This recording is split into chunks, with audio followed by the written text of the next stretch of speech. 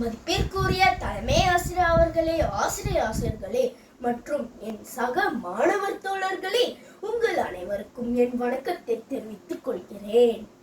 நான் இன்று உங்கள் அண்டை அயலாரிடம் மிதமான மனப்பான்மையை கடைபிடித்தால் ஏற்படும் நன்மை மற்றும் கடைபிடிக்காவிடில் ஏற்படும் தீமையை பற்றி பேச உள்ளேன். அளவுக்கு மிஞ்சினால் அமுதமும் நஞ்சு என்பதை கேள்விப்பட்டுள்ளீர்கள் அல்லவா நண்பர்களே? அதற்கு எதிர்பண்பாக அமைவதுதான் மிதமான மனப்பான்மை.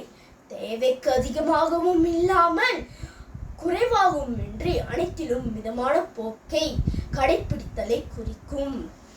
அண்டை அயலாரிடையே அளவோடு பேசுதல் வாக்குவாதத்தை தடுத்து நட்பை நீட்டிக்கும். அளவோடு பேசாமை நட்பை இழக்கச் செய்யும். நாம் செய்யும் ஒவ்வொரு செயலும் நம் அண்டை அயலாருக்கு தொந்தரவாக இருக்கக்கூடாது.